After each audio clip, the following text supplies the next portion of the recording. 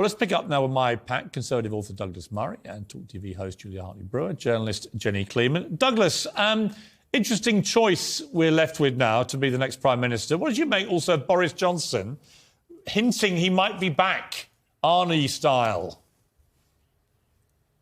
Well, I'm afraid I don't believe it for a moment.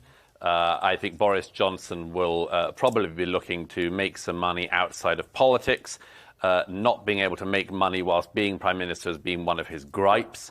I think he'll try to sign book deals, get columns back, give highly paid speeches, and that'll be that. I'm not quite sure how many people will want to hear from him after this, by the way. As I said to you, I think last time, Piers, my feeling with Boris Johnson in general is that the laughter has died. Well, you know what, Douglas, though, it's interesting. I got an email from a very distinguished television broadcaster today. I won't name him. Regular viewer of the show, one of the greats, and he thinks I'm completely wrong about Boris Johnson, and that this has been a terrible mistake, but actually there may well be a time when people realise it was a terrible mistake. I don't agree with him, but it was interesting to me. There is a body of people out there that still like Boris Johnson. Yes, I mean, here's the thing. I mean, as I said in my Spectator column this week, the Conservative Party has a reputation for ruthless efficiency. I think that's half right. It's ruthlessly inefficient as a party. Look what they've just done. They've got rid of the leader who got them the largest majority since Margaret Thatcher. And as I say, I mean, at least the people who plotted and killed Julius Caesar had a kind of plan for what to do afterwards.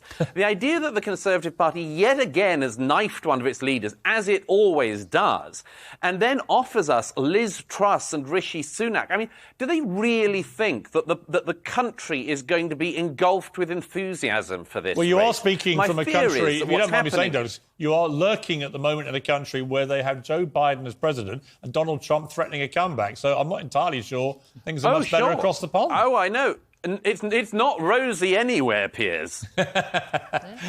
Jenny, I mean, on a positive note for the Conservative Party, it's been the most diverse lineup of contestants ever. Compared to Labour, who just keep electing middle-aged white guys. Well, yeah, I guess you've got to get your positives where you can, but I don't feel very positive looking at any of these guys, which we all knew it was going to be these two. This seems to be the last gasp of a party that is out of ideas. It's the same old people with a less entertaining face. And the country is crying out for some really new ideas, some big leadership. We're going to have 6 weeks of Keir Starmer that guy? Is Keir Starmer the great breath of fresh air that people are looking for? I think Keir Starmer has more ideas. You know, recently the Conservative government, their ideas have been Rwanda and let's bring back imperial measurements, and then also stealing ideas from the Labour Party when it comes to taxes and windfall tax and all the rest of it. So I think that it's really depressing that we've got 0.3% of the country who get a say, but neither of those candidates are very. Well, that's the way the system works. Julia, who do you think would be a better chance of running the Conservative Party to actually get re-elected in the next election? Of the two candidates? Of the two candidates, I think realistically, Rishi Sunak, in terms of the appeal to floating voters. Because remember, it's not Conservative voters or party members or Labour Party members who actually win elections. It is floating voters. And there's no doubt at all. The whole non-dom tax status of his wife, that's been a really big issue. Failure to... I'm not sure that really cut through with people. I don't think it will. I think it cut through with a lot of people and it'll be played out by Labour, but I don't think it's going to matter so much. A lot of this is going to just be about televisual appeal. And a lot of that, I think that's going to be the key thing during the campaign as well. What I find fascinating, though, is the diversity issue.